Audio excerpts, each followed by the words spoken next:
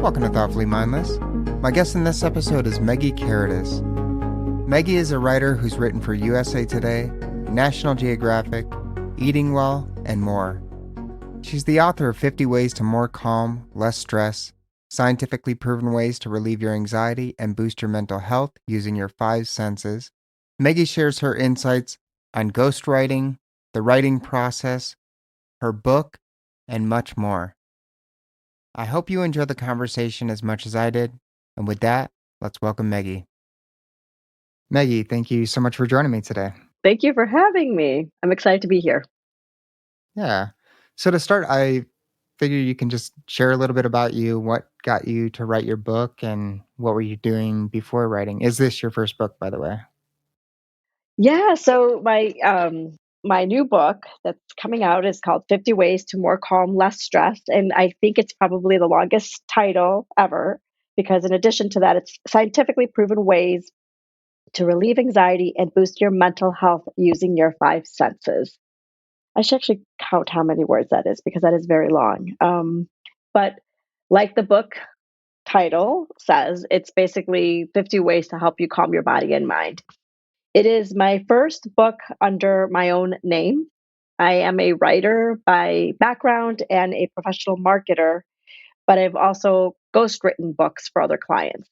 So while I've written other books, you won't see my name on the cover intentionally. But I'm excited about this book. I have written for other publications. My byline you may have seen in publications like the Atlantic, USA Today, Fortune, Architectural Digest, those types of places, mostly national publications. And I I'm very much a writer at heart. I've been a writer since I was young. And it's such a pleasure to be able to do this professionally.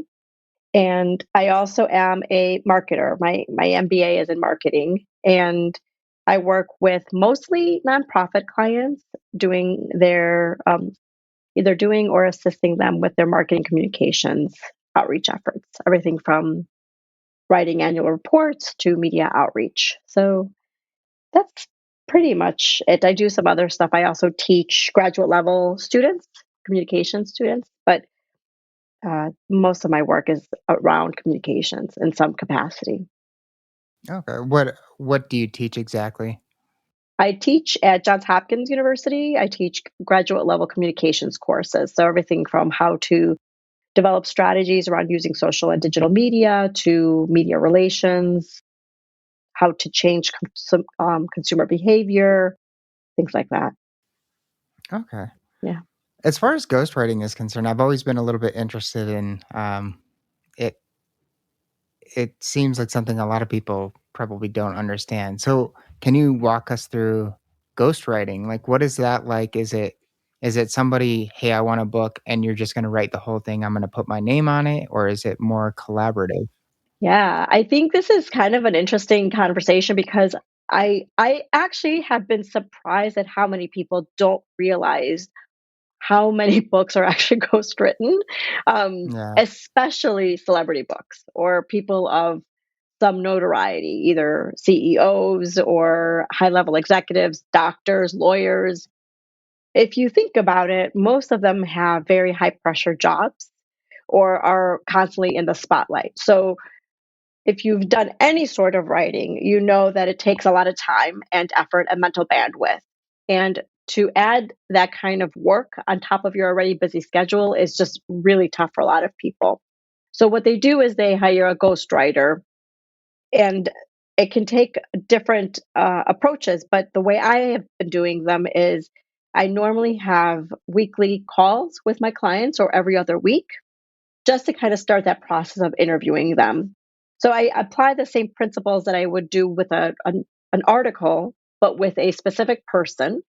And depending on the book that they want to write will dictate how it will be approached. So it could be where I have a conversation with them over a series of interviews and I go and create an outline for them. They sign off on the outline and then we start working on chapters.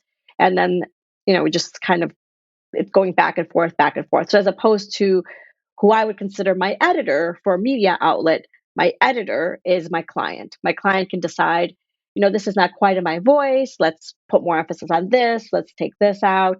It's part therapy and part writing, because sometimes your client doesn't know what they want. And some of them take direction better than others. Some of them have a very specific message they want to get across. So it just kind of varies. But the process is pretty much the same. You kind of go through that initial interview process, gather your data, and then you write your piece. You go back to them. Like, that that time sometimes takes a lot longer because, again, they're very busy. So you can set parameters, you can set deadlines, but ultimately they're your clients. So deadlines mean more to some people than it does to others. They tend to be a little bit more fluid. So you have to be thoughtful about how you craft your contract, because if you need to get paid a certain time, then you need to kind of make sure that your contract says, hey, this is the production schedule that we've agreed upon. If you don't meet your deadline, I still get paid. So you kind of have to think about how you kind of craft that. But it's a very rewarding project whenever I work with a client, because they're entrusting me with their words, and that's it's a privilege, right? And in terms of how you get recognized, some of them will be kind enough to include you in their acknowledgments. Sometimes you're known as the book coach, sometimes you're known as their collaborator. It just depends. And sometimes they will actually allow you to have some visibility on the cover, where it's like their name with so and so. So sometimes that's a clear indication that with is probably the person who did the bulk of the lifting. Okay, so there are, in some cases, like the person that's having something written for them, they don't want any inkling that it was ghostwritten at all. Yeah. Yeah. Some people really want that to be their piece. And in fairness, it is their piece. The writer is just taking their information and distilling it in a way that can be developed into a book form. Their expertise is not in writing. It could be in something else, right? So you're just kind of taking their information and massaging it into a book form. Sometimes they will use it. A lot of life coaches, a lot of business coaches, a lot of CEOs who have like thought leadership pieces will work with a ghostwriter, because again, they need somebody to work on that piece that they don't have time for, but they want to use it for some other reason, either to launch a speaking career, or to maybe they speak at conferences and it gives them an opportunity to say, I'm an author, hire me as a keynote speaker. You know what I mean? There's different reasons people want a book. And you don't need to be in that. You don't need to be on the cover of that book. Does that make sense? It's not like it's not your book, it's their book. Yeah, so I mean, you mentioned CEOs, people that are really busy with their lives. Do people who have no following, no nothing in their past have ghostwriters? And in those cases, what is that usually about? Like, or what are the parameters of ghostwriting? Could it be just anything you want, or is Yeah. there certain parameters? It could be anything that you feel can be developed into a book. It could be somebody's family member is elderly and they want to capture that as a memoir. So I would interview their family member, who oftentimes is elderly, about growing up. It could be a legacy piece for their family. It could be a CEO who has a thought leadership piece and they really want some new method of productivity to be better known. Maybe they're selling it as a feature within their company. One of the books that I wrote was very much about systems. Um, that's why I was asking you about earlier about your background, because he has developed a certain systems based approach that he can use to pitch himself as a consultant to businesses. So it really does run the gamut. It does not matter. I've been working with another person who is like he is a life coach, and he's been considering the idea of having a book ghostwritten. And kind of like your question is like, well, do they have anything to offer? And they do, because obviously, as a life coach, they're trying to work with clients. And so sometimes having a book that is only $20 is an opportunity for them to almost have it as a lead generator. So Yeah. somebody may not be willing to book a 6-month commitment with a life coach, but if the information in their book is valuable and they might find value in booking that session, it's kind of like a tease. It's kind of like, here's a book, you could do it yourself. But if you want that accountability, work with me and we can really work on some of the things that you're trying to develop. Right. So a book honestly can be anything. As you know, as a reader, you get value from reading, but it's those in person conversations that sometimes really help cement that message. So it just depends. Yeah. Do you feel like more people should consider having books written, ghost written? Like, it seems like, as a reader myself, it seems like books are a great way to get your name out there, to have your ideas put out there, and have something, to, like you said, if you want a speaking position, if you Yeah. want to speak and go on a tour like that, having a book is kind of almost essential in many cases to do that. Yeah, for sure. I think it depends. I do get a fair amount of people who reach out and ask me to consider ghostwriting. There's two things, actually, there's three things. One is not everybody should have a book. I think there is some sort of a vanity associated with it where it's like, I wrote a book, but you have nothing to say. So there's that, like, okay, what's your book about? It's like, oh, I don't know. I've had a really interesting life. Well, I mean, hopefully all of us have had some interesting things happening in our lives, right? But is that worth a book? I don't know. The other the other thing is I think that people don't realize how expensive it is to work with a ghostwriter sometimes. They sometimes are like, "Oh, I have like $1,000." Well, $1,000 isn't really going to get you very far for a ghostwritten book.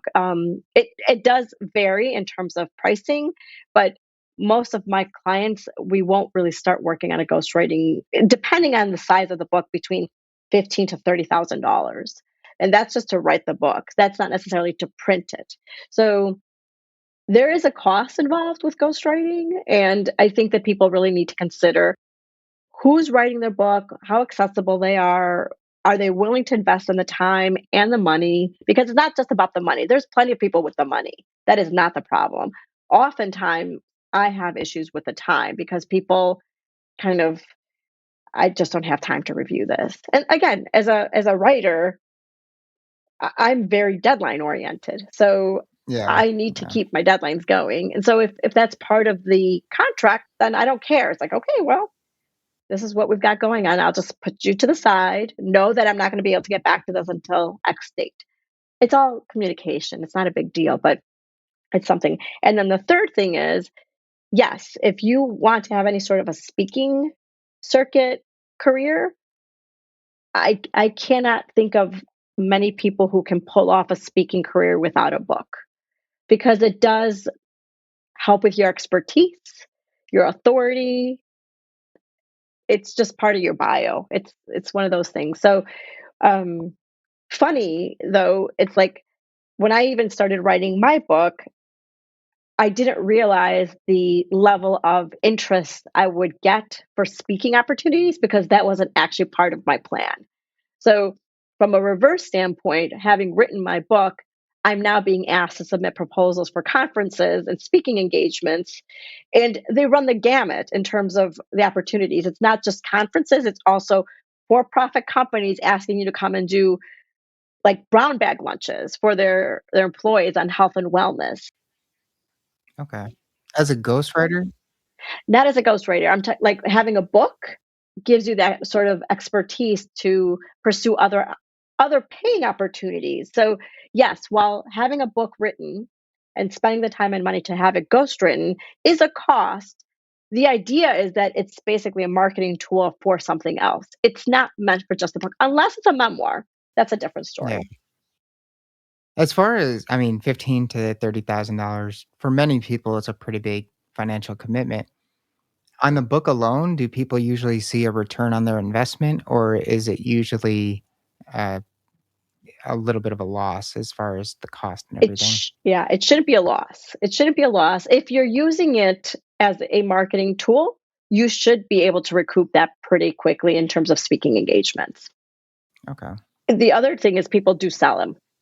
So people do sell the books. So as part of the speaking engagements, a lot of times the conference organizers will ask you, do you want to sell your book as part of the package? So there should be no reason, if your goal is to use it as a marketing tool, there should be no reason you should not be able to recoup that cost.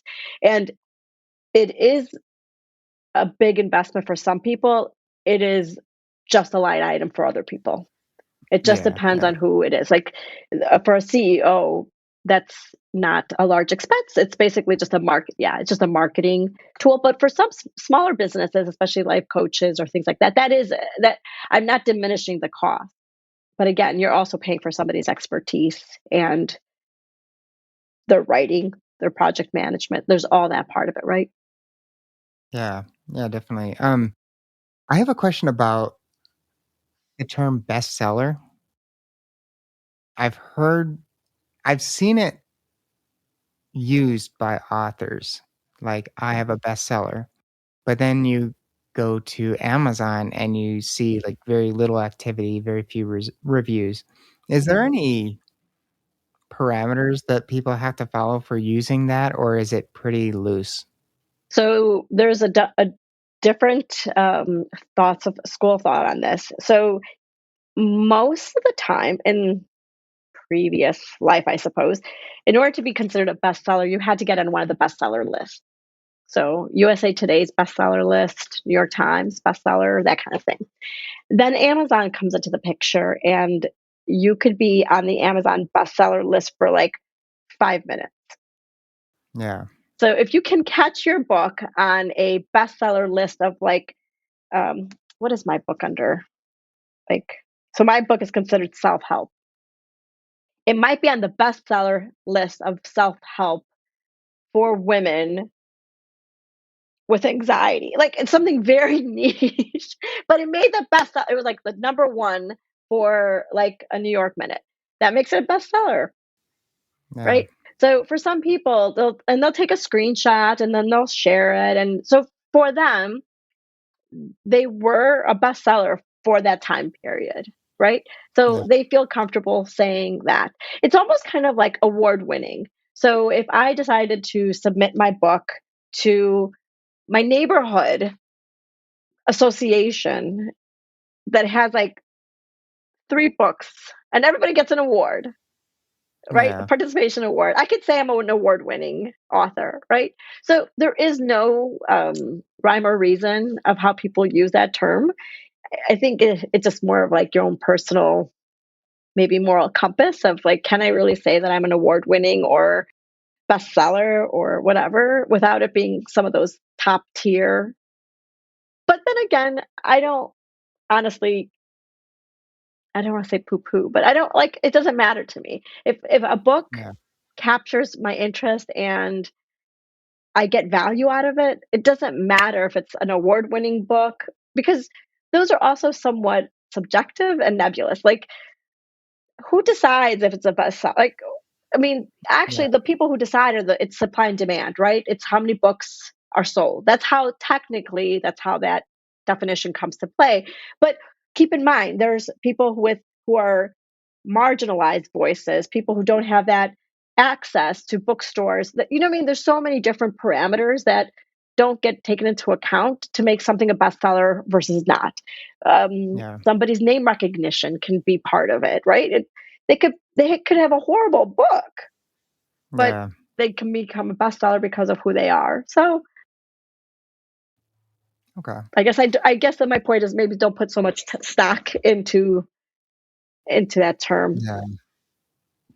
As far as ghostwriting is concerned, um, if you're familiar with the show Seinfeld, there's a scene that kind of popped into my head, a more comedic perspective or take on it.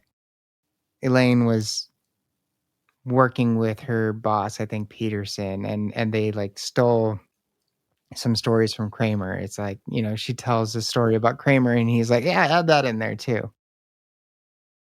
That's more of an exaggerated kind of ghostwriting, but does that actually happen? Are there actually fake stories in ghostwriting ever? Oh boy, you're opening up a big can of worms there. So again, that goes back to your contract because there are situations sometimes where your clients give you information that may be questionable about where the origins came from, or did that really happen, or did you lift that from somewhere? Like, right? Yeah, It's not necessarily yours. So as a ghostwriter, you have to somewhat protect yourself because at the end of the day, again, this is not your book. You're just writing it. And I don't want to say just writing it, but it's not your book, it's their book. So you have to protect yourself as a writer to make sure that whatever you're provided is to the extent that you know is true. And if it's not, that you're not liable for that information. That becomes their issue. So it's not so much that the stories aren't true, it's whether or not you're, if it's not true, are you citing them? Like if it's yeah, somebody else who, like if with Kramer, she could have said a friend of mine and that would have taken care of it, right? It's not like she's owning it because when you own it, then people expect that it's yours, yeah, right? So that's not fair because it's like copyright infringement. You can't just steal somebody's photo and use it in your even your social media because it's like, okay, that's not yours. It's not yours to use. Somebody else created that product, right? yeah. You mentioned that people can, I mean, it's usually a good investment. People can make their money back, marketing and everything. Do people actually make their money back from the book itself, like from book sales? Because I know if you're a top selling author, you can make a lot of money, but there's probably a much larger portion of books that just sit out there and Yeah. collect dust and don't get many sales. Yeah. So again, this kind of goes back to how motivated the person is to use their book as a marketing tool. You have heard people who say they have like 5 boxes or 10 boxes or 100 boxes in their garage or their basement. And part of me is like, well, did you over order?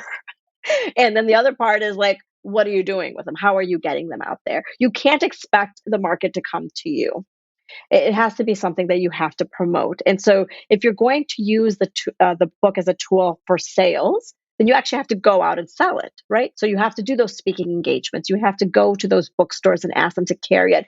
Also, keep in mind it doesn't have to be a bookstore, by the way. It could be community centers. It could be depending on what your book is about. It could be a Yeah. whole host of different venues, and that's the beauty of sales now. Like anybody can put a square, whatever it is, in their credit or their phone and make a sale. It's not hard. And I shouldn't say it's not hard, but it's like there are more avenues to get your book sold than I think people give themselves credit. Where it comes down to is more of like, I don't want to do the work. I think Yeah. that's where they kind of fall into a trap because unless you're actively promoting your business on a regular basis, and by regular, I mean like daily, then how do you expect people to learn who you are? How do you expect to, you know what I mean? Like you can't, it just doesn't happen. Even with a book publisher, I'm not expecting my book publisher to help me get any major media coverage. That's on me. And this is a major book publisher who's published my book. It's not a hybrid or a self-published book. But even if it was, then even more so the responsibility would be on me to get the word out, right? So, Yeah. um, but one thing that we didn't really talk about, if you're interested in more about from a ghostwriting perspective, is most people do print their own books. So they go Okay. through like Amazon. Amazon's like what is it called? Like KDP, print on demand. It's like whatever the. I'm not self-published books, so I don't really know too much about the ins and outs of it. But there is some like you need to learn how to do that. You need to educate yourself on how to do your own like self-publishing. So there are books on it, and there Amazon walks you through it. It's like unless it's changed, it was Ingram Spark. Like there are services that provide you that information on how to self-publish. The disadvantage is that you actually have to print your own books, right? Yeah. The advantage is that everything you sell becomes your own profit. Hmm. So Okay. there is a cost involved, but you don't want 100 books in your basement or your garage. Yeah. So you have to actually have a plan in place to help sell those books. Whereas with a traditional publisher, depending again on your contract, you're only making a cut, right? Because they took the responsibility of printing it, um, and marketing it or whatever, getting into bookstores. So it just depends on what you're looking to do in terms of making a profit from the books. But what you don't want is to just have a book to have a book and not a plan to get it out there, Yeah. you know? Have you noticed? I mean, obviously, reading has declined to some degree over time. Where do you feel like the demand is sitting right now for books? And has it had an uptick at all? Like, Mm, obviously, we have shorter attention spans than we've ever had, mhm. and that's been happening for the last 20 or so years or more. Where do you feel like books play into the role of entertainment or education right now? I don't think books have the reading has gone down at all. In fact, Okay. and maybe it's because of the circles that I'm in. Books Yeah. have been popular as gifts. They've been. I do think it depends on the book, um, but I have not seen a decline in reading. And in fact, there are different ways to consume a book now. So even audiobooks have really increased. And Yeah. Kindle, but whatever people read on their e-readers has it's popular. So I don't think actually books have gone down. And when I talk to my own publisher, their their data is showing that reading is up.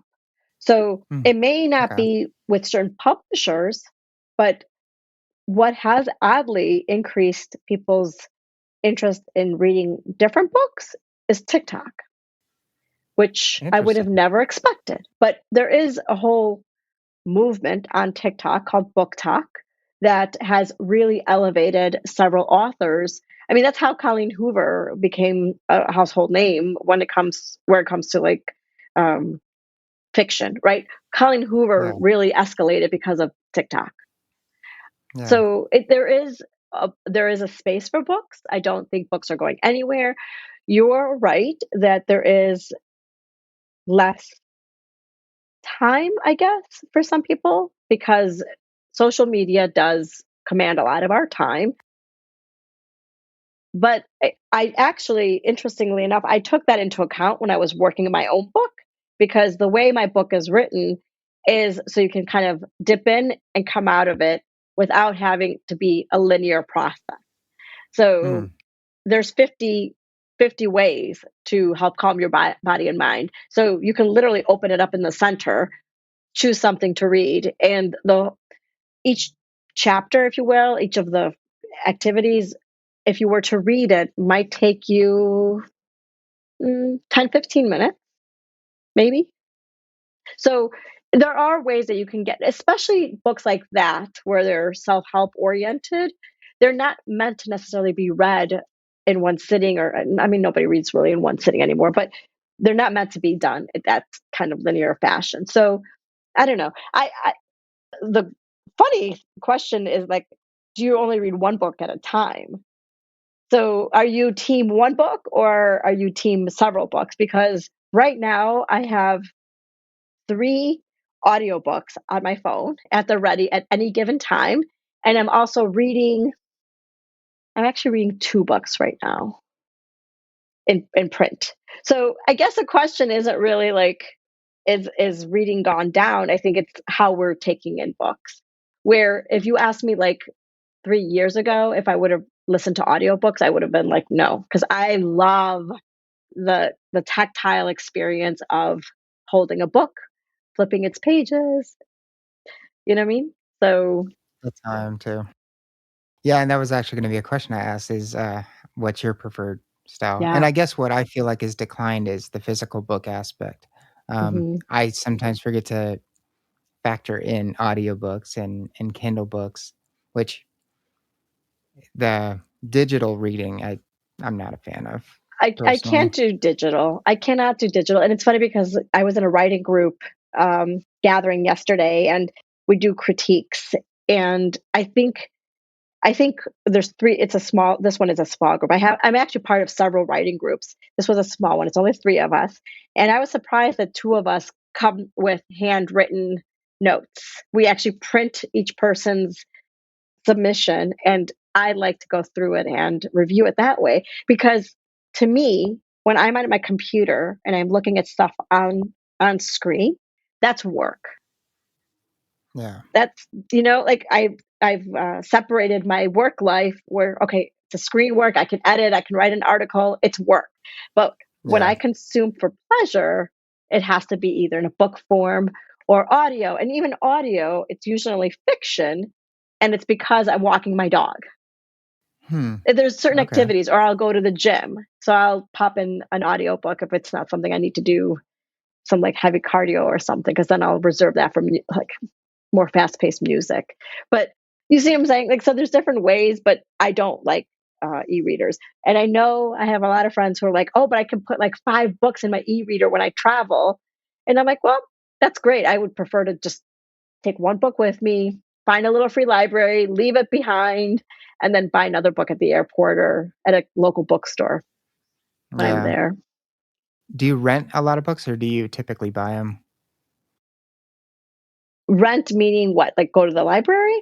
Yeah, like go to the library and Yeah, rent I'll them. do both. I'll do both only because I usually always buy my friends' books. And being being a writer, you have a lot of friends who have books. So I have a whole like my whole library at home. I have like shelves of books by my friends because I want to support their efforts. So sometimes I will read their books, sometimes I will just buy because I want to support them and their work. Yeah. So I buy a lot of books, but sometimes if it's an interesting book, I will buy it because I want it. Also, I am the kind of person who is very hard on my books. So I will crack the spine. I know people will be upset about this, but I will crack the spine. I will dog ear it. I am a lover of my books. I will Mm. like write in my books, and my husband is like, "You are a monster." Like, he's like, "Why would you do that to a book?"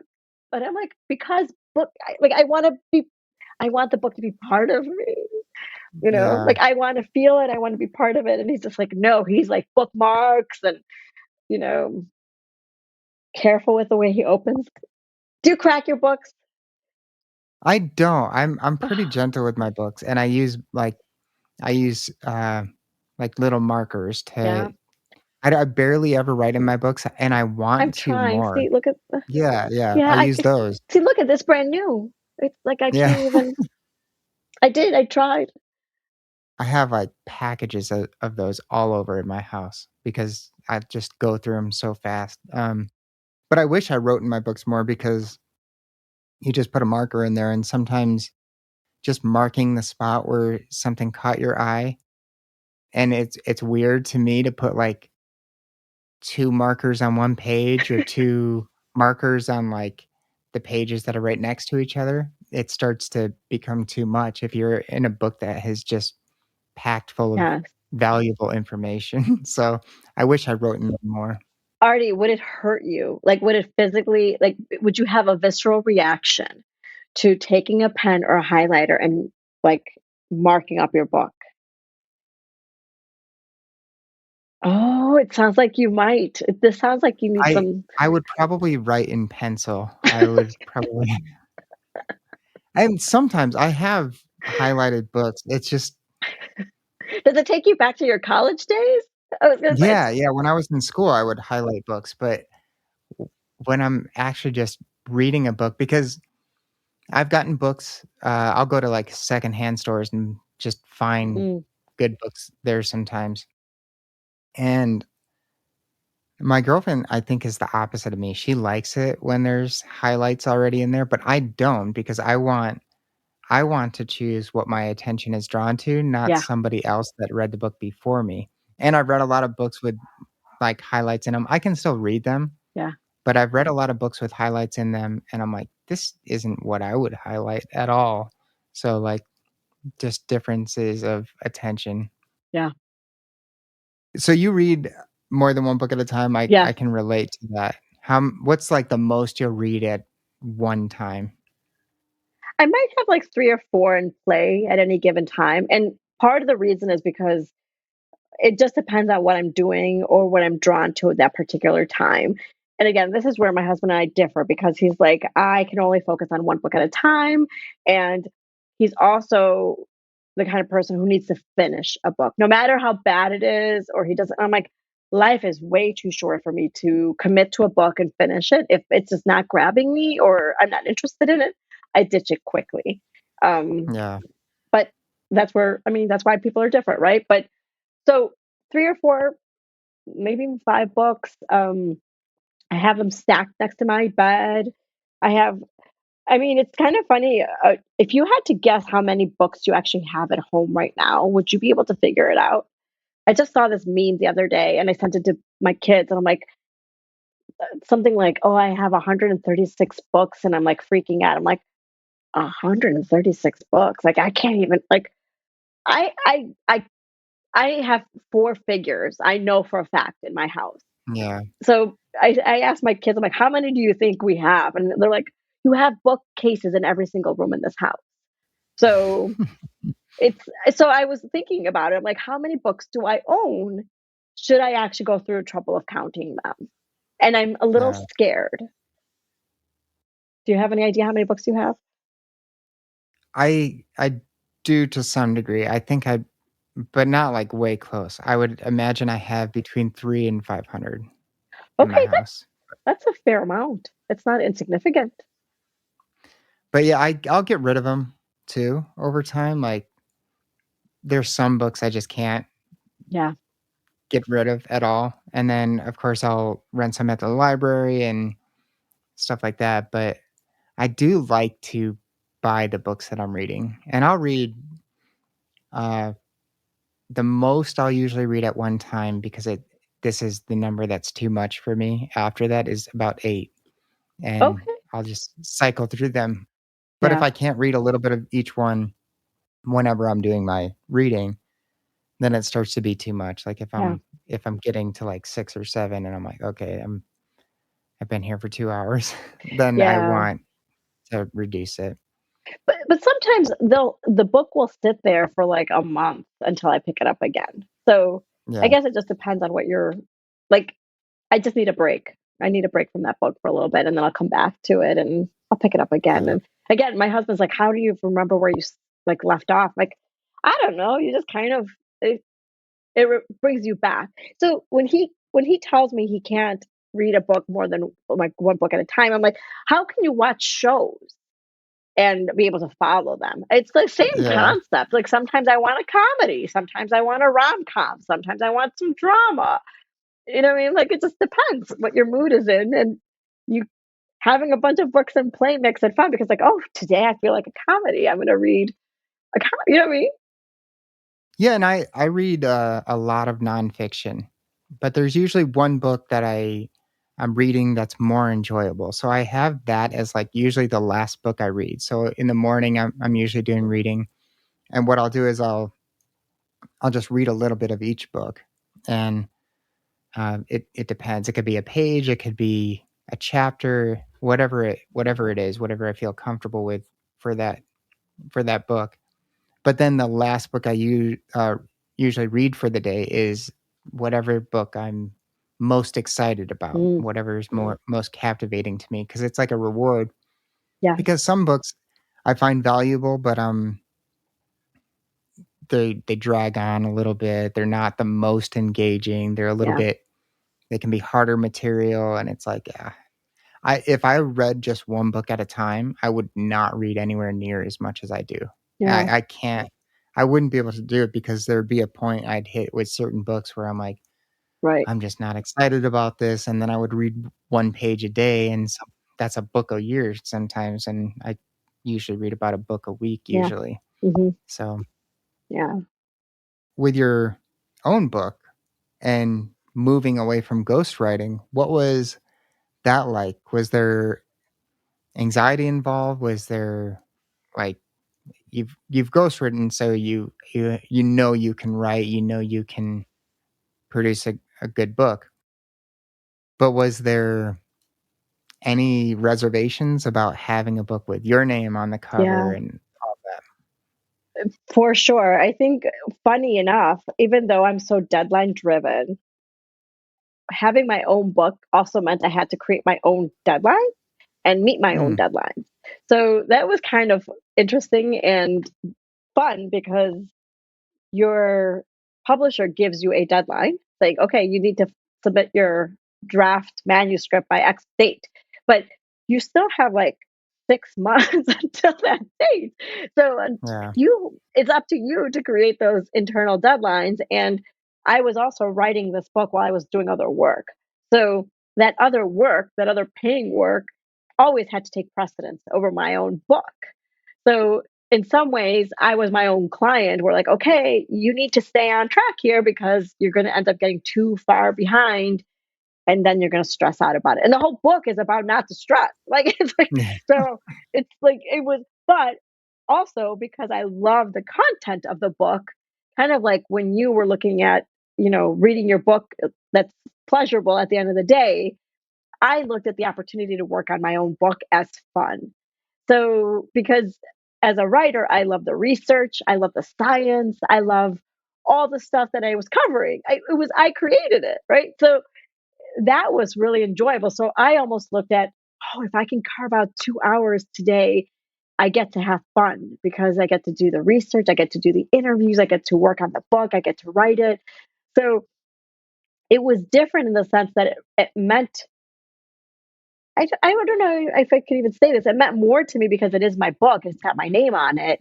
But that's Yeah. also kind of to imply that the books that I ghostwrite don't mean as much, but that's not true either because they do mean a lot to me. It's just different because this is my book. It has my name on it. There's a different heft to it, a different feeling of responsibility. Um, I'm excited about it. I really feel like it will help people. It's and I like the fact that it's backed all the stuff is backed by science. I think Yeah. it's important it was important to me to have the information backed by data, backed by research, because so many of us get told, you know, sleep is good for you. It's like, okay, well, I don't have time to sleep. It's but sleep deprivation is a real issue. So it's like, but why? Why is it an issue? If I cut out a couple of hours because I want to binge on my show, is it really going to have that much of a detrimental impact? And in fact, it will. So like, okay, now I know. And so I treasure some of the data I've learned because I've actually been able to apply it into my own life, things that I didn't necessarily know or appreciate as much until I've done my own research. So the book also forced me to kind of take account into like what is it that I can do to improve my own health and well-being and things that I didn't necessarily consider or now that I know better, I can do better, you know? Yeah. I want to ask more about the book, but to go back, because you said you mentioned it kind of meaning more to you in a certain way because your name is attached to it. As far as ghostwriting, are there royalties involved on your part as a ghostwriter, or once you're done, like you're done? Yeah. In my case, when I work on a book with a client, my relationship is over once that book is like the final manuscript is submitted. Primarily because the way my books are written or my clients, that's kind of like their thing. Like we write the book, what's done. I have other friends who are ghostwriters who work with celebrity books and they negotiate in their contracts. Not only do they write the book, but they get a percentage of royalties of the book sold. So it just depends on how the contracts are developed. Most of the time with the books that I'm writing, I'm not working with celebrities. That's not my niche, but my friends who do write work with them, they do incorporate that if they can into their contracts with the royalties. And I'm assuming that most contracts have some stipulation that you're not supposed to disclose that you wrote the book, right? Exactly. And that's where it becomes tricky from a marketing perspective because when I have a potential client coming to me and asks me, well, what else have you ghostwritten? I'm like, well, that's why you sign an NDA and that's why you get a non-disclosure agreement and you can't do that. So unless a client acknowledges you in their acknowledgments, Mm. which you can then point to them like, well, I assisted as a book coach for this book. Yeah, you can't even exactly say, you have to maybe allude to it Yeah, or yeah, yes. gotcha. Or sometimes your clients will be willing to acknowledge you as a ghost. So I can say to them, like, hey, so and so said it'd be okay if you reached out to them and talk to them about it. But I mean, obviously, like you said, as a ghost, the whole point is you're a ghost. You're not seen or heard. Yeah. With your book, you have a marketing background, you're a communication expert. I'd imagine you have other expertise beside that too. What made you decide on this topic? That's a great question. And one of the reasons I really wanted to work on the book is because I was having trouble professionally and personally trying to calm my own body and mind. And I mentioned this early on in the book as an analogy. When you work at your computer, you have like 20 tabs open, and it's almost like overwhelming. Like you don't even know what tab to open at this point. And that's how my brain was working. It was always on. It was always working. I never gave it a chance to rest. And it became a problem where I'd go to sleep and I would wake up and I would have like my jaw was clenched or my body, you can just feel it in your shoulders. Like you're tight. And it started getting to the point where it was affecting my ability to produce the best work that I could. So I have an amazing therapist and we were talking through some of the ideas. And one of the things she had mentioned to me, because I get seasonal affective disorder bad in the winter, so every morning, she's like, just try a light therapy lamp. Just try it. And again, this was one of those, this is actually the impetus of the book. It's like, how in the world would a lamp help me? Like that makes no sense to me. Right. So Yeah. she's like, just try it. So I did. I purchased it's almost like a desktop computer size monitor lamp. And every morning I would turn it on and Artie, I can't tell you how much that made an impact on me. It completely transformed my mornings. I wasn't going to bed exhausted. Um, I had more energy in the morning. So then that is actually the reason I started looking into the science. I'm like, why is this working? So she's the one who kind of plugged it into my brain.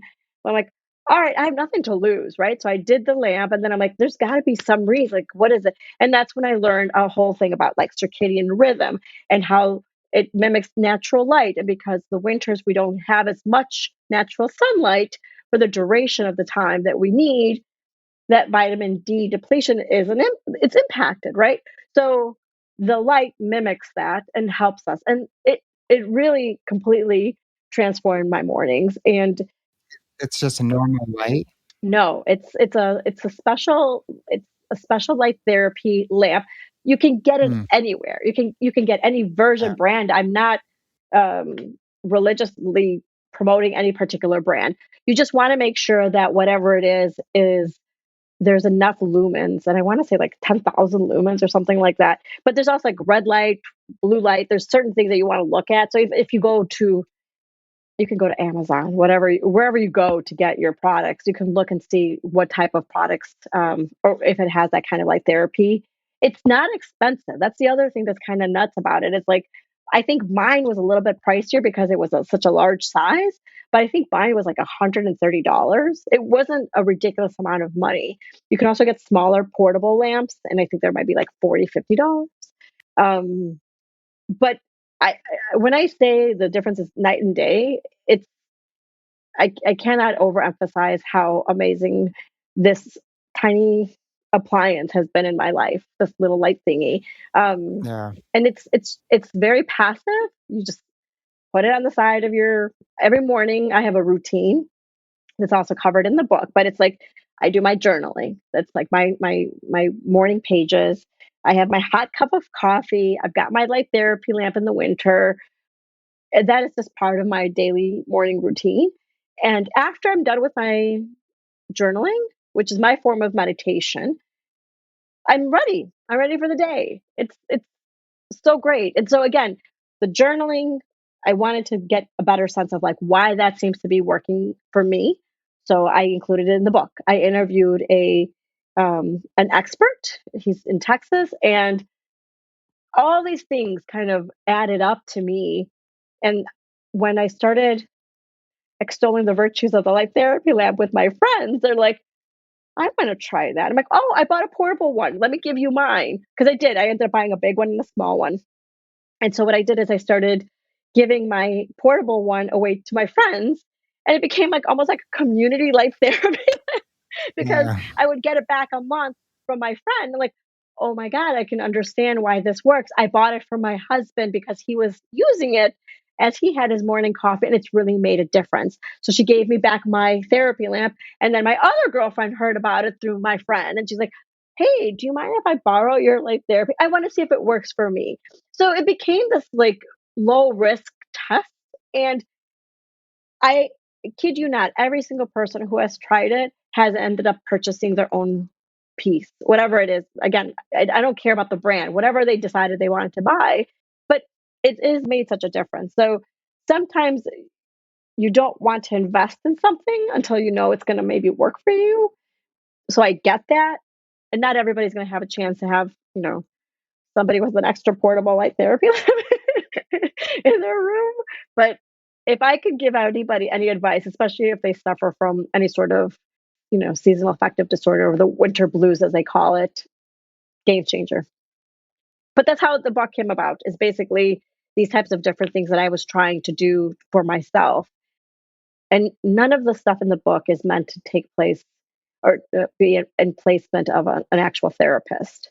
So I make sure people know that if you have any sort of issues that you may want to consider working with a therapist, there's no replacement for that.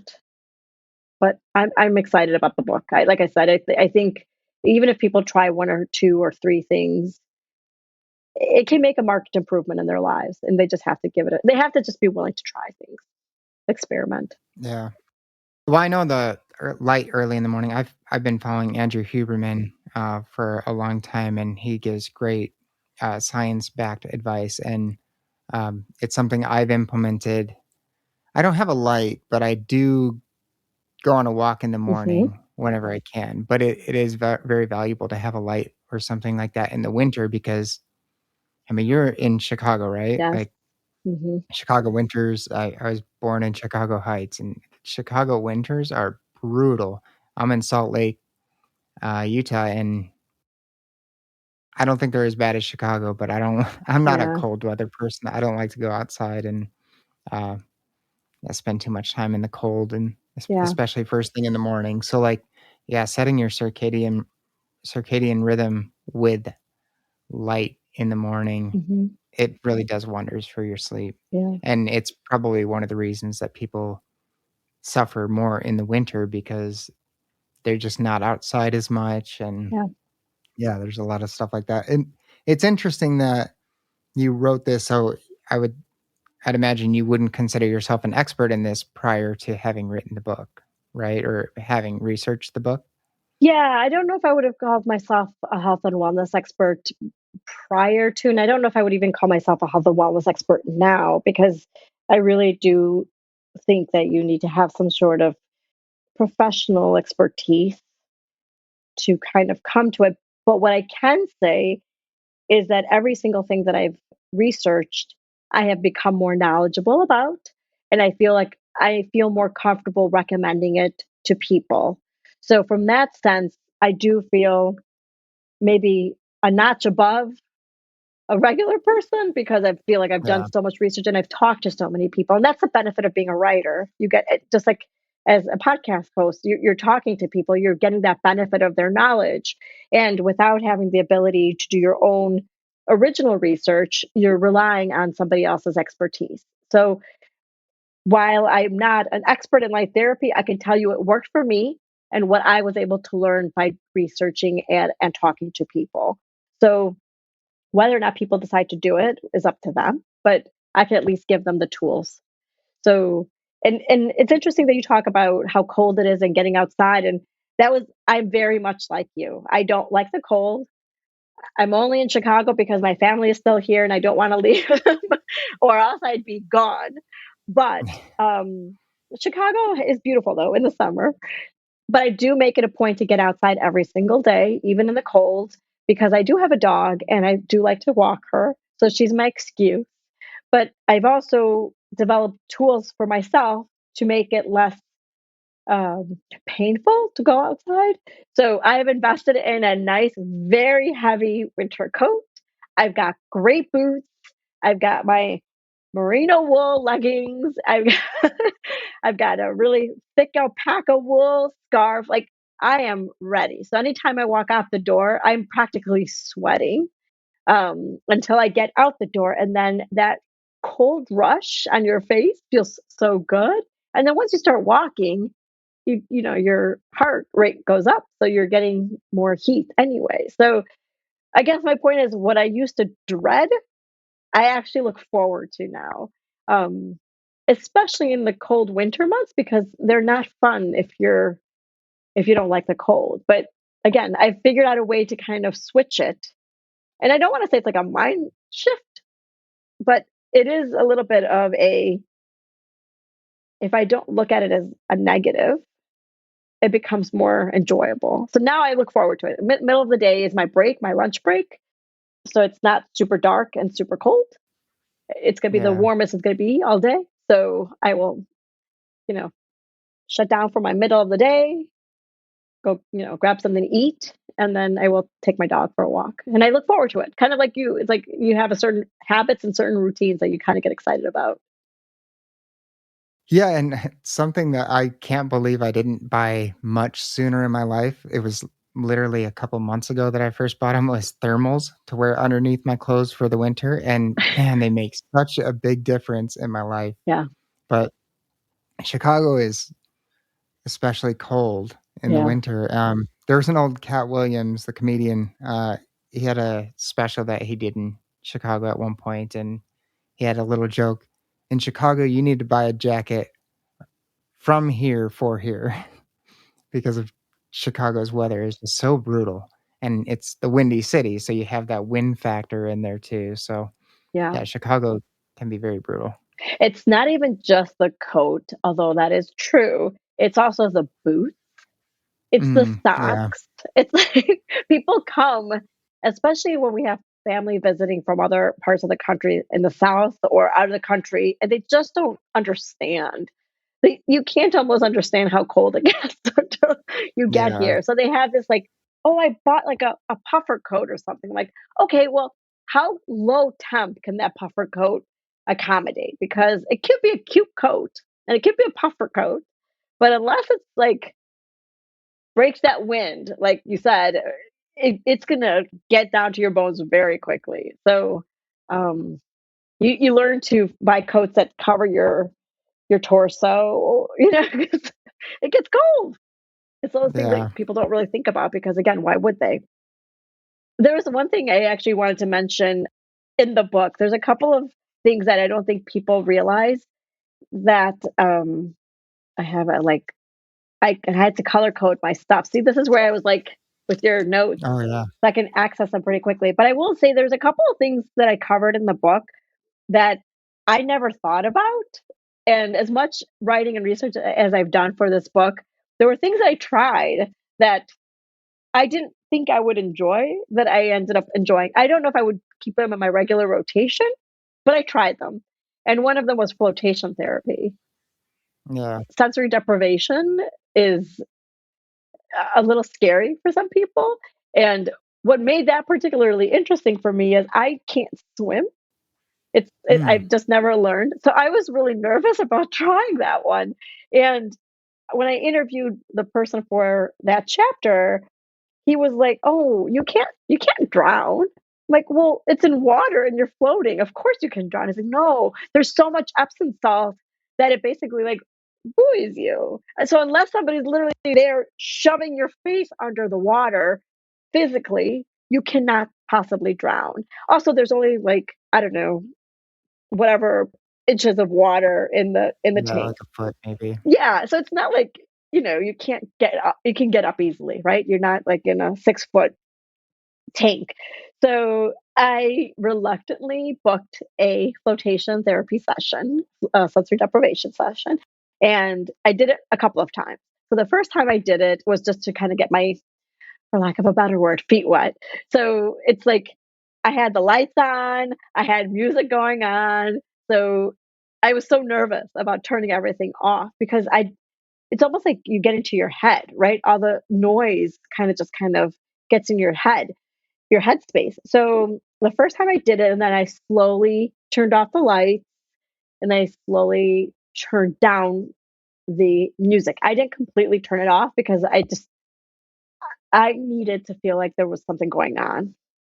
So that was the first time. The second time I went, I completely went dark, like dark, no music. And I knew for at least an hour I was on my own and it was so quiet.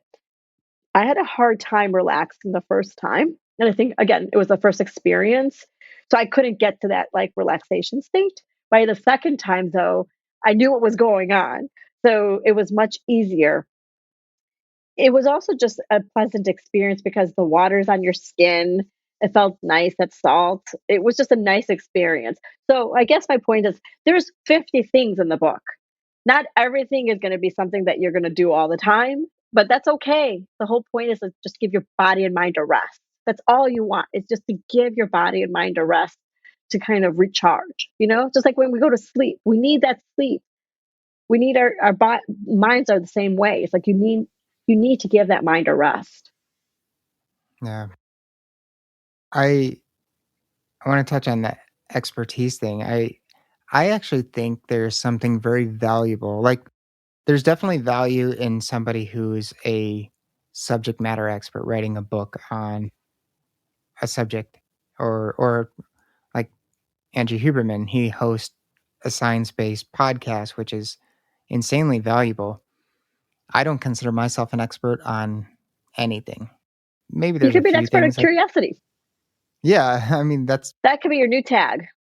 yeah, like I'm an insanely curious open person, but I think there's value in seeing people who are not necessarily experts explore a topic because sometimes you see insights that the experts take for granted first of all and just kind of brush over and certain things become second nature to you in your thinking when you become an expert in something. And I saw on Instagram somebody share a piano thing and I play a little piano and they're like, "Oh, this is really easy. You can just do this and it makes it sound really good." But there was some coordination between the right hand and left hand. I'm like, "I've been playing piano a couple years and that's not easy. Hmm. Like what you're doing isn't easy. It's easy Yeah. because you've been doing piano for a long time and you're telling people they can just easily do this without knowing how to play piano, but they're not going to have that coordination between their right and their left." So I think there's a lot of value in even though you don't consider yourself necessarily an expert in this, having dived into the subject, having it be something that personally matters to you and something that you're going through and experiencing because somebody who's an expert oftentimes when people are experts in something, they forget what it was like to be learning it and trying to implement this in the early stages. Yeah. So I just wanted to touch on that. Yeah, I appreciate that. I think you're spot on. I guess part of the reason I resist the title for this particular space is because I hold my own therapist in such high regard and therapists in general who I feel like have way more expertise in health and wellness topics because that is what they do every single day. So there is an element of my brother is an emergency room doctor and his expertise it will never be something I can do, right? It's this That's what they do. They stay on top of the matter. That's what they do. But I understand where you're coming from because writing biographies for me is just not hard. It's writing comes very natural to me. And it takes hanging out with some friends who are not wired that way to understand how difficult it is for them to do some of these things. So one of my friends actually came to me and asked me to do his bio. He needed to update his LinkedIn or something, or he was presenting somewhere and he needed a bio for the website. And he's like, "Would you mind writing this for me?" It would take him hours to do this. And I'm like, "Yeah, let's do it. Let's get on the phone. Give me like a 30-minute interview and I'll knock it out." And we did. We got on the phone. He gave me some of his background, his professional background. He's in IT. He's in computer science. And I asked him some very specific types of questions, like, what did you want to be when you grow up? All these things that you would never think about in a bio, right? But after our call, I sat down and I knocked it out in like 30 minutes. I gave it to him and he calls me up and he was almost like this grown man, this professional is like almost in tears. He's like, "Oh my God, you wrote something that I would have never even thought about." Hmm. Right. And I'm like, "But that's what we do." Right. So he's like, "I would never have even done this." And I said, "But that's where my expertise comes in. I've done so many of these that I kind of know what kinds of questions to ask. As a writer, that's what we do. We interview people. We have types of questions that will get things. You also know, like, if you don't get your answer with this particular question, you tweak your question in order to get a different answer, right? That's how also ghostwriting is like, okay, Mr. Expert, I need you to tell me about this time in your life when you did this. You will never get the right answer the first time you ask that question. Yeah. Rarely, right? Because they have to get comfortable, they have to get into that headspace, and then you ask it a different way. So when this happened to you, how did you feel? Right? So then you're asking them to pull a different part of that answer that might be richer and more vivid than the first answer they gave you. Right? So you just kind of learn as an expert what you need to do to get what you need to get done. I will say this. I love health and wellness. I am, like you, very curious about how our brain works, how our body works. I am intrigued by relationships, community, things like that. So I think that there's value in owning that title, but there's also a humbling part of it. It's like, I'm not an expert. I can't take that title. It's not something I've spent years honing and learning, but I can at least share with you what I've learned, right? Yeah. Is there anything that you learned that was just completely shocking to you that you would never have thought of? There are things that I covered in the book that I didn't really think that were associated with health and wellness that I have learned are. And by that I mean, like, I didn't realize sometimes it's instinctual, but sometimes you just don't think about it. It's like your warm cup of coffee in the morning, maybe the caffeine, but it could also just be that comfort of holding your like I you could probably see it on my in the screen right now, but like I love holding my hand thrown pottery mug when it's warm in the morning. Like, Mm. there's certain things that I didn't think that were contributing to my overall health and wellness that were. So it's like things like that I took for granted. So part of the book's title also talks about the five senses. And I think that helps ground you because it allows you to be more present with the Yeah. experience that you're having. So what I do mention in the book is that this is not a mindfulness book. It is not a meditation book because I've tried mindfulness, I've tried meditation. That doesn't always work with me in the traditional sense. But that doesn't mean that my journaling every morning is not a form of mindfulness or meditation. My hot cup of coffee in the morning is my own, right? So that's the stuff that I learned that there were certain things that I was doing that directly impacted how I was experiencing the rest of my day. But there were also other things that, like board games, puzzles, Mm. crossword puzzles, word puzzles, certain things that, again, I wouldn't think were associated with from a health and wellness perspective, But when you think about it, it's about giving your brain a rest. Yeah. So it's all these things that are tactile. Like there was one woman who I interviewed. She cracks me up. She calls herself like a badass cross stitcher, and she does embroidery, like cross stitching. And I had asked her about them, like, what of that process is calming for you? And she's like, it lets me do something with my hands.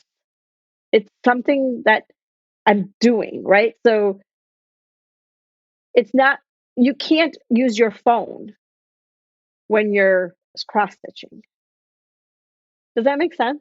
So Yeah. you're forcing your body and your mind to kind of be present, doing whatever you're doing, and not doom scrolling Yeah. or watching TV or just kind of like checking out, so to speak, which I thought was super interesting. Just like those were the things that were interesting to me, is like things that I was doing. Like I love making books, like the hardcover with beautiful paper. It takes a couple of hours to do, but I love that experience. Like that's I won't necessarily cross stitch because that's not my thing, but I will make a book, you know. I tried paint by numbers because I interviewed a couple of people for the book. Again, I would have never done that if I had not written the book, and it's super interesting. It's like a quarter done, and so I have to keep coming back to it. So whenever I have like half an hour, I'll come and just kind of do a little bit of painting, and I hung it. So it's so funny because around Thanksgiving, we had family coming in, and they're like, "Why is your your paint by number not done?" I'm like, "It's not done. It's hanging, but whenever I have a chance, I'll just take it down because I don't want it on my table. It's gonna take up room." So Are you a creative person in general? I would imagine you're pretty creative as a writer, but maybe not. I don't know. The funny thing is, I said something to a friend of mine who is an artist. They do paint, they do fine art. And I'm like, I wish I was a creative. And one of my other friends is like, what? You are a creative, you're a writer. And I never think of myself as a creative because what I write is not fiction. So if I was a fiction writer, I would have considered myself a creative. But because I Mm, write nonfiction, it's very research based, that kind of space. I never thought of myself as a creative. I don't know if I would call myself a creative, but I like creative pursuits. How about that as an yeah. answer? I don't mind doing that, but I am not a crafty person. Like I don't do craft. Yeah. Yeah, it's funny. I'm creative in certain aspects, but then I'll see other people's creativity and I'm like, I'm not creative. Like Yeah. like there's always somebody more creative, but I think it's very useful for people to, even if they don't consider themselves creative, to do something that's a little creative. It gives you a little bit of, even yeah, like is coloring number Paint by coloring. numbers. And that's exactly the reason I made it in the book, is because of that Yeah. exact reason. So one of the other chapters is painting. So if you're a good painter or illustrator, that's great. But for those of us who are not, um, it's not like we're out of luck. We just go by paint by numbers. There's Yeah. other ways that you can use your creativity. Um, this summer I took an urban sketch class in Chicago. There's an urban sketch group, and they every year they hold a 2 day, a weekend, um, kind of like a get together, and they have speakers or the teachers, and you go to different spots in downtown Chicago, and you look at the buildings and you sketch. And at the end of each like hour, they call it a throwdown. So you throw down your sketch, and it's like, oh my god, mine literally looked like I was a 5-year old. Like, it's like there's marker and like pencil, and it looked horrid. It looked horrid. But you know what? I had so much fun because at the end of the day, I'm not selling it. I'm not doing it for anybody but for me, right? So other people who are so talented, and they have like they're architects, they're artists, like they're legit artists, like real creative people. And here I am with my like sketch and it was like embarrassing. But you know what? I didn't care. I didn't care. I had a good time. I got to use colors and I got to spend time outside. Like, what's wrong with that? Right? You got to meet new people. Yeah, and we get so in our heads about how other people are perceiving what we're doing. We forget that everyone else is wrapped up into their own stuff. Like, Totally. and even if somebody doesn't like what you've created, like if you're just at something like that and you create something and it's just a one-time thing, even if somebody sees it and they don't like it, who cares? Who cares? You're not gonna see that person again most likely. They're not gonna remember it for more than just a minute or 2, and if there's a person who focuses on the negative, they're probably focusing on something negative from something else they're Yeah, seeing, so 100%. it's out of it's forgotten pretty quick, Yeah. and yeah, Yeah. I have to say, and as much as I may come across as a pretty like, that stuff does not bother me. I'm confident about my yeah, own abilities. Where I have had to overcome, though, is, at the gym, in the mm, weight room. So, there are certain situations where you are uncomfortable, and you have to kinda get over that because kinda like you said, I may not be as strong as, you know, this guy bench pressing, I don't know, 300 pounds, whatever it is that he's bench pressing. And here I am, like, trying to do just the barbell, right? But you know what? It doesn't matter. It totally doesn't matter because at the end of the day, he doesn't care what I'm bench pressing because he's only concerned about himself. So I'm more concerned about just helping my own health and strength training because that's an important part of my body. Like there's other reasons I'm at the gym. I may not be, looking to compete in a powerlifting competition, but that doesn't mean I'm not welcome there, right? yeah, It doesn't give them any more reason to feel more qualified to be in that space than me. So I guess if anything, when people are so hesitant to try something new, it's because they're afraid. And that's valid. It's a valid feeling, but don't let that just find other ways to kind of get around that and see if you can go with people. Like if people are afraid to go to a new event because they might be the only one there, that's a valid fear. It's like you don't want to, who are you going to talk to? And you're an introvert or whatever it is. You're going to go with a friend just to be your wingman or whatever, right? So don't let somebody else's feelings impact you like that. See if you can try to find other ways to kind of get over that.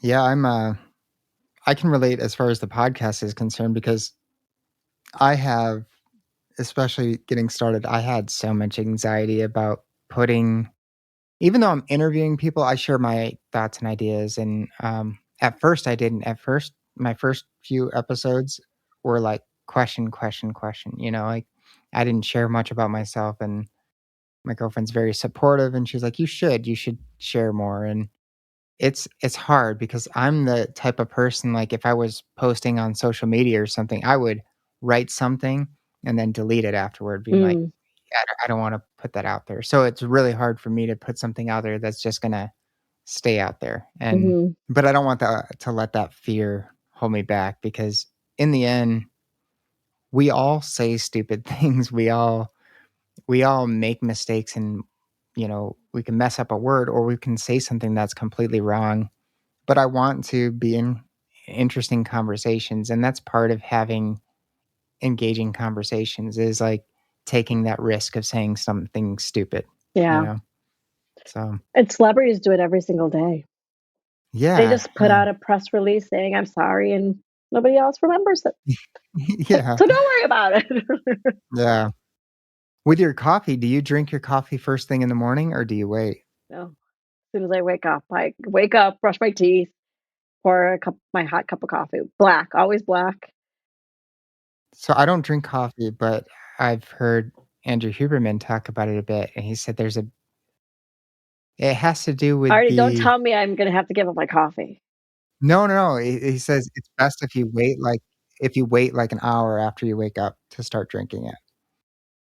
I will take that into consideration. And Yeah, because I think what caffeine does is it blocks, I'm probably gonna mix up the chemical, but I think there's a buildup of adenosine or something like that, which is what makes you tired, and something about, like, if you drink your coffee first thing in the morning, like, the adenosine builds up faster the rest of the day or something like that. Interesting.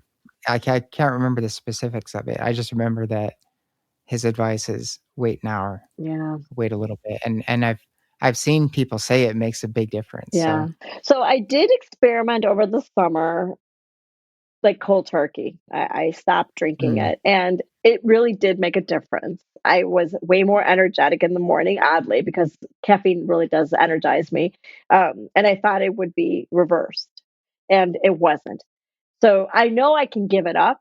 So it's not an addiction in the sense that I can it's not that kind of an addiction for me.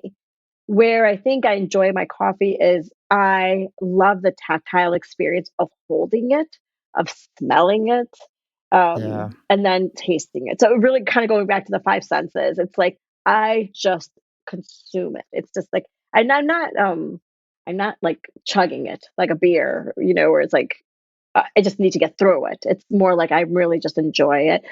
I don't get that experience though with tea. So I did try to maybe like, oh, how about if I try, tea instead of coffee? Um, and I have a lot of family in the UK, so whenever we visit, it's always tea. I'm like, oh, where's my coffee? Um, but I love my coffee. I just yeah. Well, tea doesn't have that aroma either. I know it doesn't. I don't even drink coffee, and I like the smell of it, Yeah, especially certain blends and stuff like that. They smell so good. yeah, I don't like drinking it, but the smell of it, and I've actually heard that the smell itself can give you some energy, which is interesting. yeah. Where do the 5 senses come into it? So, like, it's all science-based hmm advice. Where did the 5 senses tie in with that? It was a way to kind of organize the book, frankly. It was a way Mm, to kind of give some sort of structure to the book because otherwise it's like just 50 ways, which would have been fine. But what I've also learned is as I was doing the research, the five senses came into play because like, oh, this is interesting. This is sound based. Oh, this is interesting. This is touch based. So I'm like, hmm. So we don't spend enough time thinking about our senses.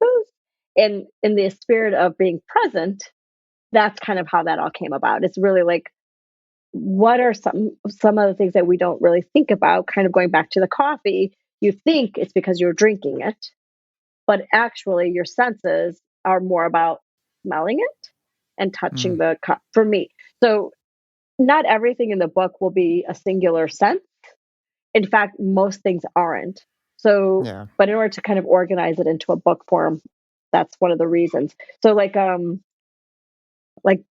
baking bread, for example, is one of them. And most of the times people think of bread as eating it, but it's even like the tactile experience of like kneading the dough and smelling the bread before it even comes out of the oven.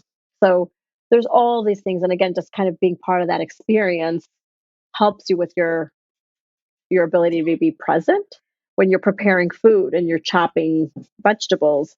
You're not eating, but you're going through the motions of touching things, smelling it. Sometimes you're tasting things as you're going along. So it's all about just kind of being present and kind of keeping your senses in mind as you're doing your activities.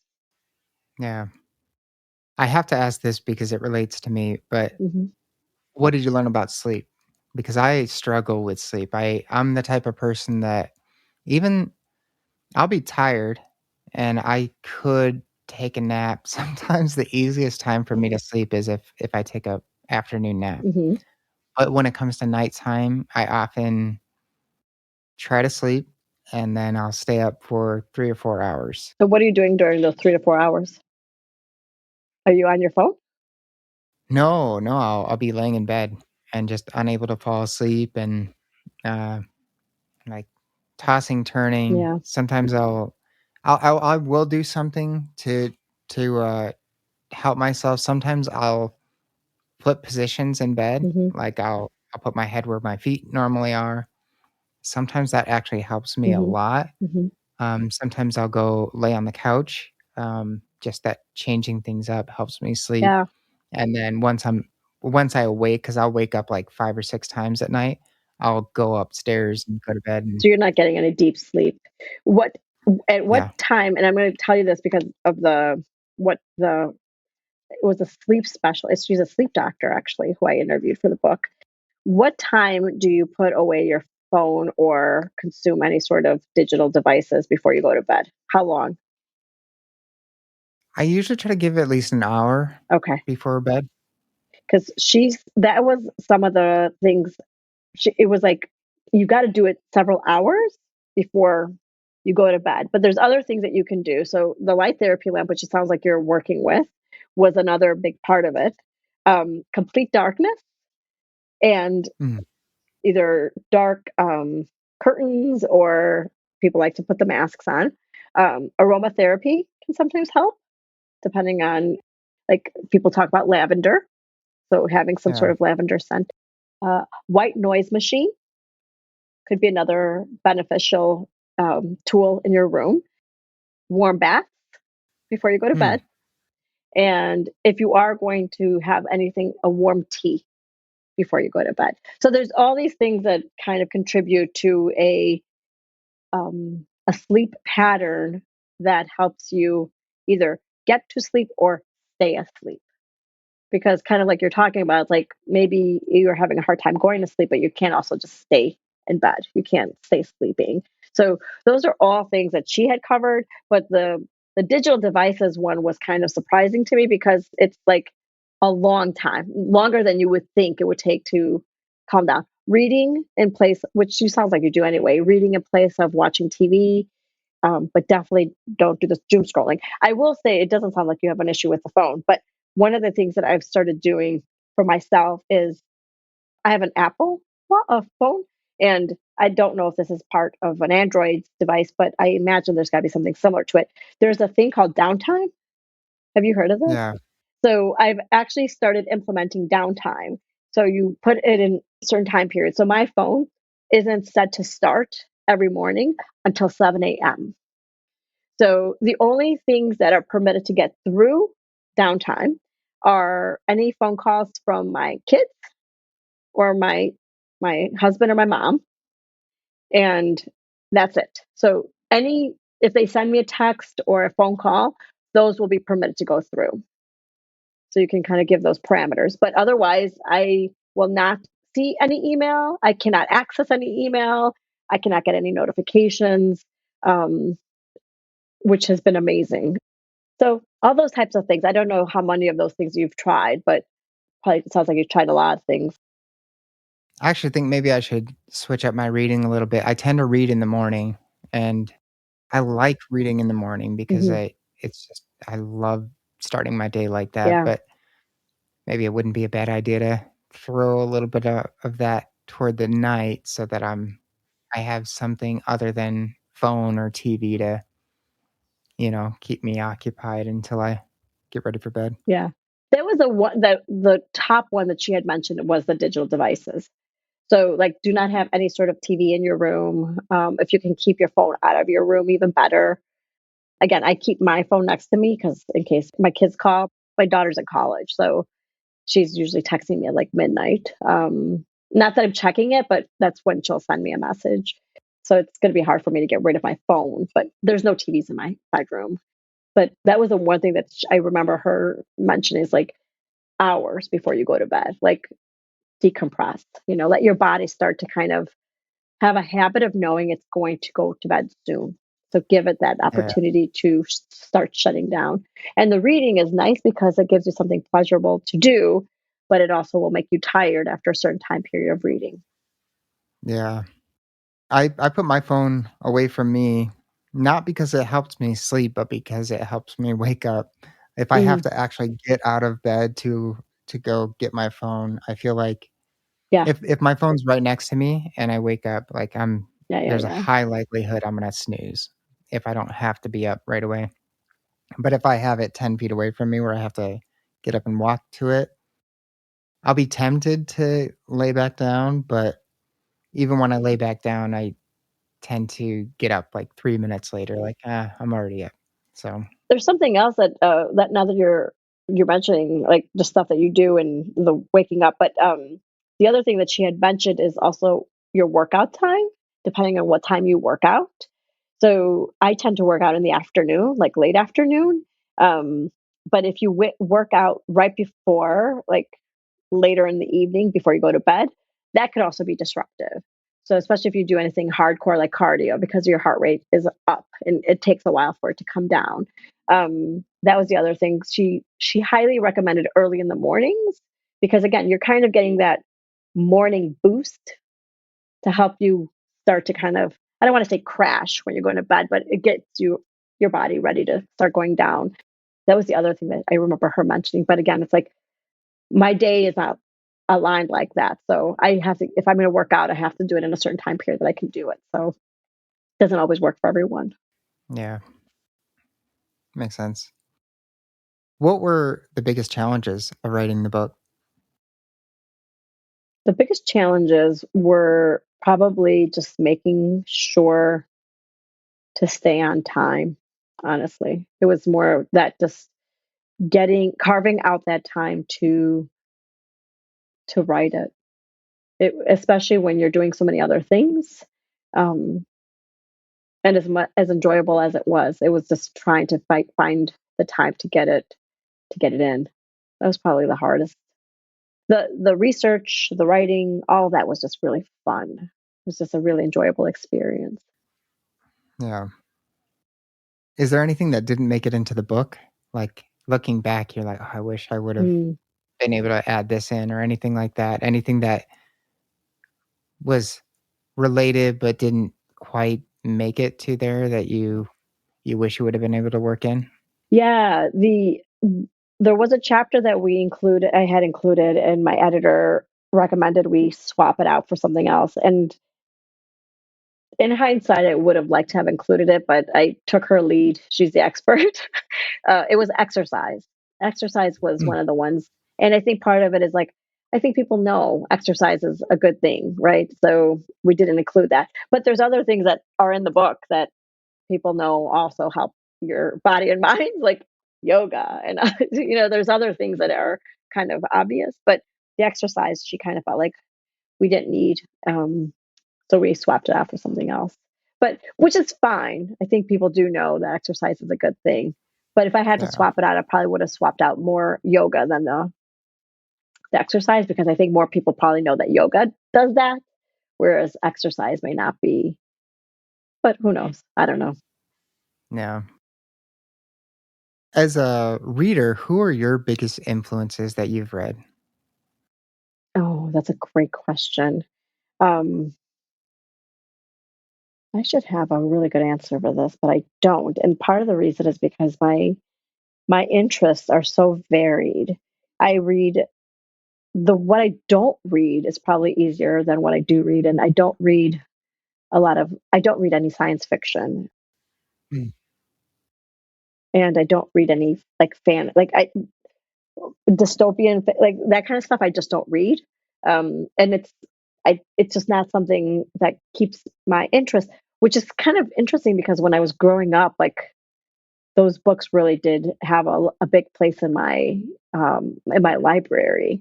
Like, The Lion or the Witch and the Wardrobe, all those types of books were like really important to me. But as I grew older, I just really gravitated toward fiction, historical fiction, things like that. And my undergrad degree is in English literature. So I have a soft spot for English literature. So I don't know if I can answer that. Maybe I will tell you the one book that helped me decide that I wanted to become a writer was Betty Smith's um, book, A Tree Grows in Brooklyn. I read that when I was very young, and that was the first time I felt like I want to write to the author and tell her how amazing her book was. Do you remember what about it kind of Yeah, it caught was your attention? first of all, I loved the writing, and it just kind of puts you in a place. It was set in Brooklyn, New York, and it just sets you in a different time period in a different place. And the the female character of the book was just such an interesting perspective, I guess. And it just really it was just the first book that I remember in my head like this is a really great book. Could I be an author? Could I write something like this? And it just kind of stuck with me. And it's funny because you talk about like you have all these books and you can't get rid of some of them. I still have my original Mm. copy from when I was a preteen. It's one of those that I won't get rid of because it means so much. It helped set my trajectory of my career. So it was a meaningful book. Aside from ones that just influence you a lot, do you have any books that you recommend to people? Like just books that you loved that you think everyone should read?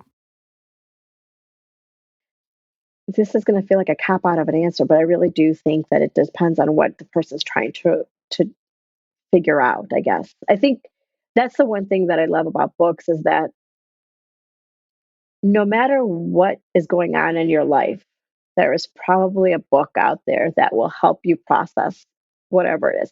And I'm not talking about like nonfiction books. I'm even talking about fiction because every book has some sort of a theme or some sort of takeaway. And even if it has nothing to do with what's going on in your life, you're going to think about certain situations because of the scenarios that they put into those books. So, like, I remember reading a Tina French book, and it was, I can't remember the title of it, but it was a almost like a, what do you call them? Like a mystery thriller book. And I tend to like those kinds of books because it makes you wonder, like, what's going on? What's happening? So the mystery, right? And there's always a murder, right? So gratefully, I haven't had an issue like that. But it's like interesting, like how do people approach emergencies or setbacks or challenges, right? So every person approaches it differently, and you start putting yourself in those scenes. Like, would I have done that?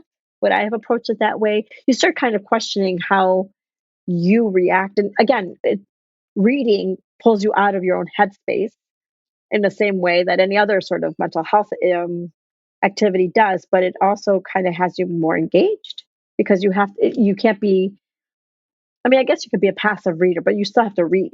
You're still reading or you're listening, right? But so I don't know if I would actually ever recommend a specific book, but like when I was going through, I will tell you one book that I recently read and one that I'm reading. One is Career Self Help by Minda Zetlin. And it's obviously a self help book, but she talked a lot about different things that helped her from how to incorporate more self help situations as a professional. So I really found a lot of her information somewhat over same similar stuff to what I had covered in my book, but also very different, which I appreciated. And then there's another one, Estelle Erasmus is her name, and her book is Writing That Gets Noticed.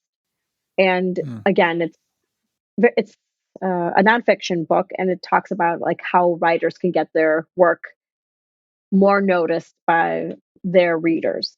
And every single chapter ends with a an activity, which I like because it makes you more engaged and the book makes it's more interactive, which I like. I like those types of books. Does that answer Yeah. your question? Those are two recent books.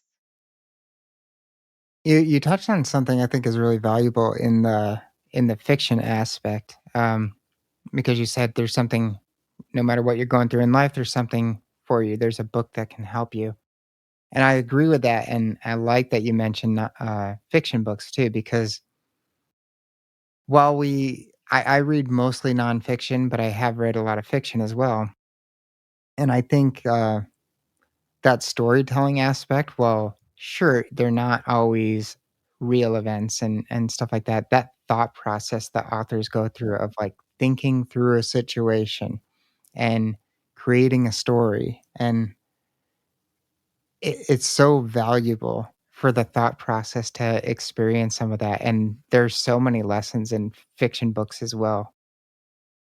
And sometimes like there's lessons that might not be in certain nonfiction books. That you just yeah, I don't know. Would you agree with that? I do agree with it, and I think at the same time, like there's always going to be a takeaway, and I think that's what's fun about reading. And it doesn't even have to be a book. It could be it could be a magazine article. It could be a newspaper Yeah. article. It could be. Um, I just wish more people would read. You know, just I think there's so many things that they can get from consuming any sort of written content that helps put so many different things in life into perspective, you Yeah. know? It's like travel, right? It's like traveling. It's like you just kind of get a different perspective. I had an acquaintance kind of dismiss reading as worthwhile, like, he didn't really feel like it was worthwhile, and, I thought I'm like, you pay attention to subject matter experts. How do you Yeah, think they became experts? right, Even schooling, it's like, you don't go to school just to listen to somebody talk. You're right, usually working through a textbook. I mean, there's a structure to books that you just can't get elsewhere.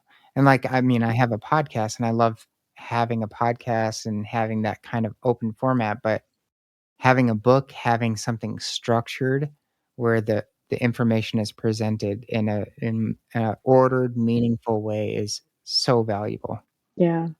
And even if you're going to school, the idea is not to have, and again, because I teach, it's not necessarily for the professor to download data on you. It's not. I mean, there is some sort of give and take.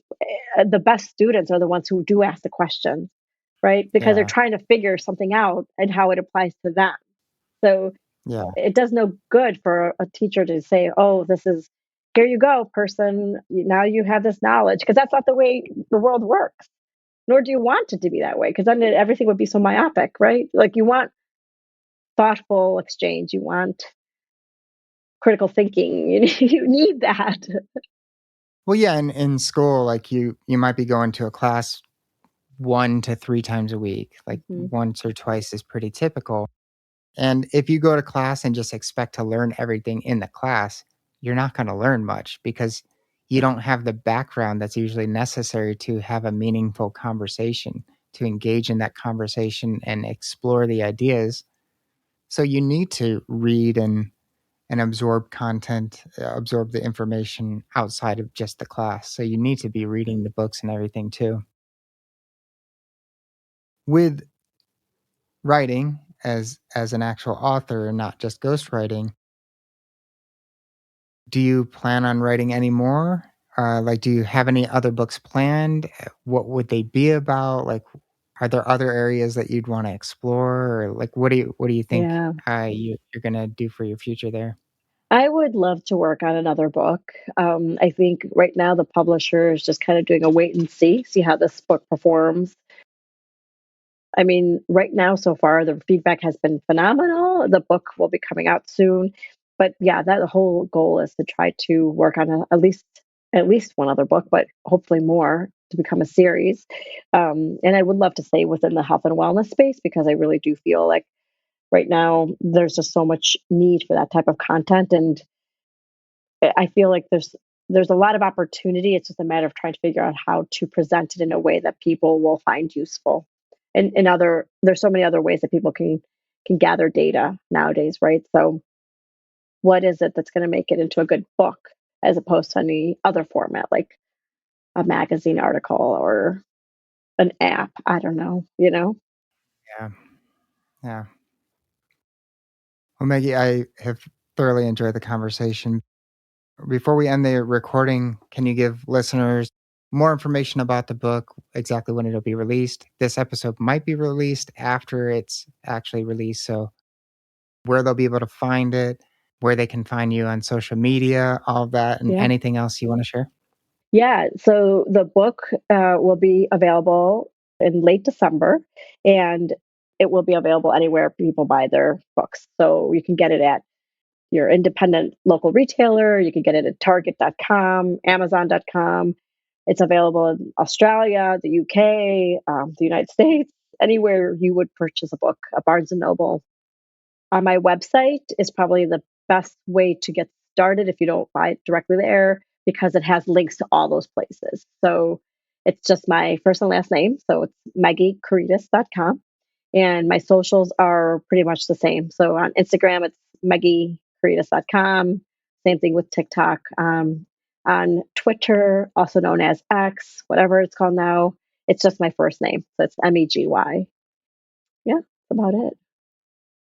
Awesome. I one quick question. Yeah. It's all in English, right? All Yes. all the versions are in English.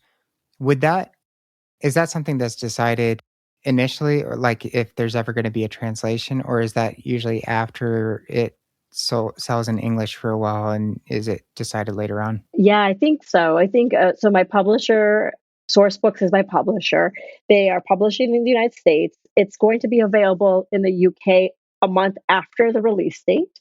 And then in Australia, it will be available starting August 2024. So I don't know why the difference in the release dates, but they can pre order it now. It's just they won't be able to get it until that time period. And then the audiobook is also coming out. There is an audiobook that is being, I think, wrapped up any day now. So that will be available when the release of the book comes out. And then I think what they do is they wait to see how it performs. And then depending on that, they will probably release it in different versions if that's something that they want to do. In the past, that's how I know it's worked with other books with my friends anyway. So I'm Okay. assuming that's probably going to be the same case with source books. Okay. Yeah. Awesome. Well, Maggie, thank you so much for joining me today. It has been a pleasure to talk to you. This was great. Thank you so much for having me on, Artie. Yeah, definitely. Thank you for tuning in to this episode of Thoughtfully Mindless. If our conversations resonate with you, consider leaving a 5-star rating on Spotify, Apple Podcasts, or your streaming platform of choice. Your ratings help us grow and reach more listeners. Don't hesitate to spread the word about our podcast. It's one of the best ways you can support us. I'm always eager to hear from you, so find me on Twitter at TMConvos or follow us on Instagram at Thoughtfully Mindless for a peek behind the scenes and more thoughtful content. And if you're looking for additional ways to support the show, visit fractalzoo.net where you can find exclusive t-shirts and apparel.